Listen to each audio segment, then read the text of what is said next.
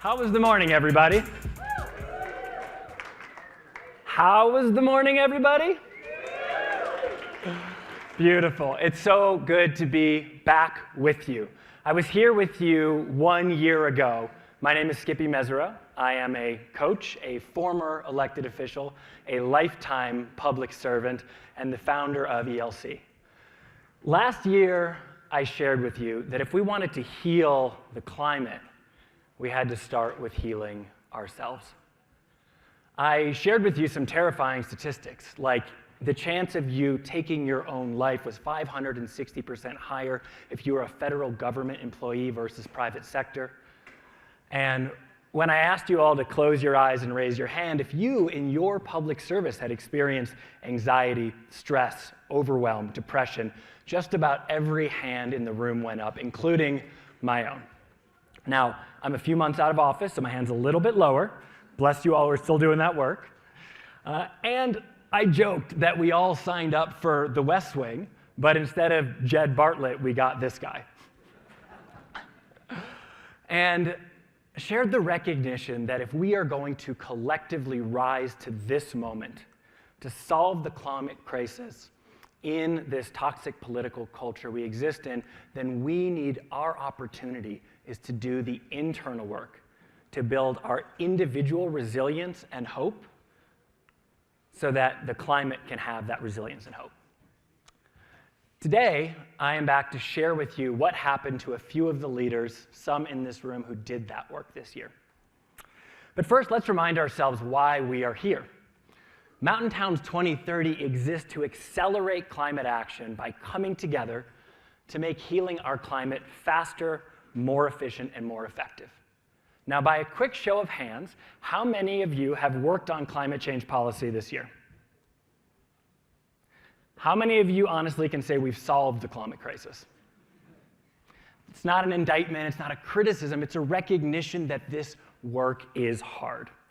And if we are going to do complex work, then we need the social skills to come together and do it effectively. If we are going to do bold work, we need the internal resilience to face the criticism that will inevitably come. And if we are going to do hard work, then we need the alignment and team to have the longevity to see it through. So what is the common denominator between these three things? We've heard it woven into just about all of the talks this morning. It is your brain. It is your brain. If you don't have alignment, then eventually you will burn out and drop out. If you don't feel safe, whether that's physically or psychologically, when you're triggered, your body instantly or innocently tries to protect you. It goes into fight or flight, right? Your body, your brain does not know the difference between a lion on the savannah and being yelled at by Savannah in your office. They both feel like imminent death, right? It doesn't know the difference between a mean tweet or headline and being kicked out of the tribe. They both feel like abandonment. And in those states, your body tries to protect you by taking blood flow and energy from your prefrontal cortex down to your amygdala. It narrows your vision, your heart rate raises, your blood pressure increases, and when you are in that state, no matter who you are, you lose the ability to do higher complex thought. You lose the ability to hear opposing points of view. You lose the ability to empathize physically. In short, you lose all the faculties that we need to rise to the climate crisis. Now, I know what you're thinking. Mental health and policy, that's a good idea, Skippy. That's a great idea. You know who could really use that? Brianne in my office. That guy Dave, I know this guy Dave, he could really use some support. And this guy Michael, you should make sure he gets that right now. Yeah, those people, they could use that. Cool, I'm with you. Let's see what their year was like. I want to start by introducing you to Dave Knutson. And before I do, I want to say that all the work we do is confidential. The people I'm about to show you have volunteered for this position in service to you, and I will do my level best, I hope, to share it in their words. So Dave is a city council member from Paonia, Colorado, a small little town on the western slope of about 1,400 people. They make the best peaches anywhere in the world. You should try them. Dave's not involved in that, but he wants you to know that they're really good. When Dave came to us to be part of our cohort, he said he spent almost every cent of his minuscule council budget to do it. But the reason for that was because his council was completely dysfunctional. They were getting in arguments at meetings. They were yelling and arguing with the public. They had turned over city manager to city manager, and he would come home after marathon meetings late into the night, just wrapped around the axle, turning over the day in his head over and over and couldn't sleep. He just wanted to find some peace and some balance. And in the work, the first thing he found out was he's not alone. Because of open meetings laws and the dynamic of his council, he never really got to know anybody. He had no one to process with. And he came to find out what he was experiencing is actually pretty normal. He began to identify the buttons within himself that were getting pressed so that he could work with them and they could no longer hurt him. He began to put some space between reaction and response and leave from a place of conscious awareness. From there, he began to find distance between where he should, with discernment, lean in to an issue and where he just needed to zip it. He could start to listen, and he began to try to support his other council members, injecting a little bit of humor into a meeting at a tough spot. And he went privately, and from a place of genuine service, not from criticism, to his mayor. And together they worked out a little trick where they would take a roll of duct tape and flatten it and put it down on the desk in front of the laptop where it couldn't be seen by the public. And when Dave could tell that her temperature was rising and she was ready to let loose at the public, he'd simply give her like a little nudge, point to the duct tape, we'd take a breath. And they started to notice that when the breath was there from the mayor, the public responded in the same way. The meetings began to shift. They hired a city manager, unanimous support, who they all love. They haven't had a meeting over 2 hours in a number of months. And they have, moving from that success, they are now working on their first comprehensive plan since 1996, together as a team, and are working on their first affordable housing plan. Now, Dave, with clarity and without ego, has decided that when those two plans are done, he is going to end his time on council, move into the twilight with his beautiful wife in a house they built, and support the next generation of leaders.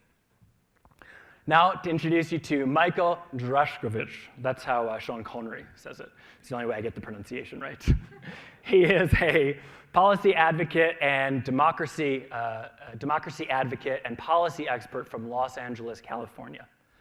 Like many of you who work in the policy sphere, he wears a lot of hats. So many, I'm going to have to read it from this script.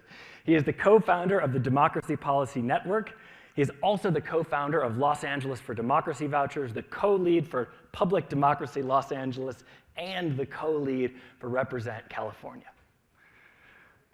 As you can imagine, when he came in for one-to-one coaching, he was feeling pulled in every single direction, feeling like he was doing everything for everyone. And while he still had great passion for democracy reform, there was part of his soul, his spirit, his creative, his artist that wasn't being fully activated.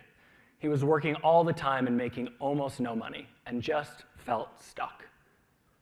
So he began digging into his childhood, finding the patterns that were unconsciously running his life and shifting his relationship to them. He built a beautiful vision about a new project that was truly his at the intersection of policy and creativity. And with strength and integrity, he began to set a plan for how to step out of roles that were no longer serving him.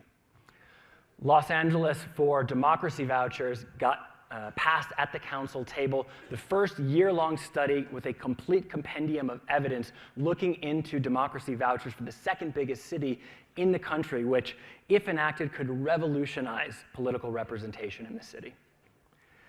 He looked within the Democracy Policy Network for the most passionate person and identified a young woman who he's now helping to lift up into leadership. And for the other two nonprofits, he's actively raising money and on track to raise enough funds by the end of the year that he can gracefully leave, leaving the organizations better than he found them. With his mom, an important but strained relationship, he shifted how he showed up in that relationship behaviorally. As he did, the relationship started to shift and gave her the permission structure to change her relationship to him. He is now feeling vital and alive, no longer tethered to the story of I can't change or it can't happen, but really feeling like a verb, like anything is possible, creative and improvisational once again. And he and his mom are planning an international trip this year together. Lastly, I want to introduce you to Brianne Nadeau. Brianne is a city councilwoman in our nation's capital in Washington, D.C. When she came in for our cohort program, she was looking for tools to avoid burnout and just to be more effective in her job. She was particularly stressed out at this moment, going through a contentious re-election and just coming off of chairing Budget Committee for Health and Human Services, which, as you can imagine, during COVID in DC was incredibly trying. She says she was so blocked at the beginning, she didn't even know what the blocks were. She couldn't identify them. But she knew how she was showing up, or wasn't. She knew that she always had to be right, and she needed everyone to know that she was right. And she didn't know why that was the case, but she knows she didn't like it. As she began to do the work, she came to understand that the external validation from other people for her achievements is how she was ascribing her own worth. And she learned that worthiness is actually an inside job. And when she could just say, I am enough, I am loved, I am safe, and that people are with me no matter what, all of a sudden she could show up for her constituents and her colleagues differently. All of a sudden she didn't have to plan the next response, she could actually listen. And she began to cultivate relationships with her fellow council members. Instead of going to them and saying, here's what I want, do it, she was able to just try to build genuine relationships, to ask them what they were interested in and how she could support them. And as she did, she found that they were also more interested in supporting her. When a big ethics issue broke in DC earlier this year, Brianne became the lead for the entire council, getting together a unanimous vote for an independent investigation into sexual harassment allegations of the city's vice mayor, who was also the mayor's chief of staff, against a staff member.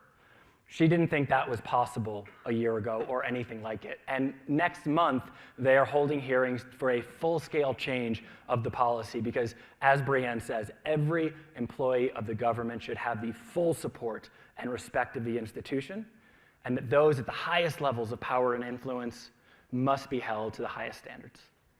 DC doubled its SNAP benefits this year, and they finally passed and distributed $20 million to the most vulnerable amongst them who did not get COVID-19 funding during the pandemic so they can avoid things like eviction and actually putting foods in their mouth.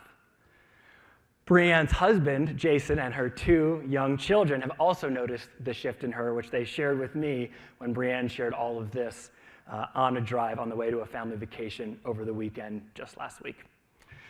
And it's not just these three people. This is our last cohort. These are just average statistics from a group of leaders just like yourself from all over the country. How did the internal experience change? We saw a 21 2/3% average increase in the statement of, I am focused on my North Star, unswayed by the winds. An 18 1/3% increase in feeling free, authentic, and real. Wouldn't that be nice? A 13 1/3% increase in feeling safe and without fear in your own skin, and a 13 2/3% increase in being unreactive and just responding from what is. So that's the internal experience. How does that show up in our mental health, in our well-being? 13 1/3% average reduction in anxiety, 16 2/3% average reduction in depression, and a 26 2/3% reduction in overwhelm. So now ask the important question. How does this show up in my climate leadership? Well, 30% 6.33% increase in average ability to improve challenging relationships, resulting in a 16.2% increase in effectively working across the aisle or with people of different factions. Think about what that means. If we all took the responsibility to do our own inner work, we exist in a universe where we can work effectively with 26% more of our so-called opposition. How much more could you get done for the climate in that universe? So I want to leave you with this. I left this last year. This is the theory of change. First, we heal the only thing we have any power over, ourselves. We then come together in a collective as we are here. It's from that place of trust that we can pass the legislation and do the things necessary for the systemic change our previous speakers spoke about. And then finally, our climate changes. So yes, Brianne and Michael and Dave and all the other people do need to do this work. And as the poet laureate Macklemore says, if you want to see change, put your ones in the air, then turn those ones around, because change starts right there. Thanks to the Mountain Towns 2030 organization, this work will be available to you the entirety of this conference. Scan this and drop in for a 30-minute free coaching session, no strings attached, to unpack whatever's going on or just share what's been on your heart or your mind that you haven't had the opportunity to share with others. And if you don't scan it quickly enough, there are cards on the table. The room is a little hard to find. You go back up to the front entrance, up the stairs, past the bar and restaurant, and it is the Eagle Bon Room on the left side. There is a big sign outside. You can't miss it. And if these get all booked up before you get there, and they will, they do, please come up and just have a knock. We actually brought 2 coaches with us today. My beautiful partner, Jamie Budemeyer, is right here. And we would love to hold space for you all. You can also go to our website and sign up for our newsletter, where starting in January-ish, we'll start monthly free releases of tools of transformation, personal well-being, and self-care specifically targeted for the public service experience that you can test out in your own lives and with your teams. And with that, I bid you a good lunch.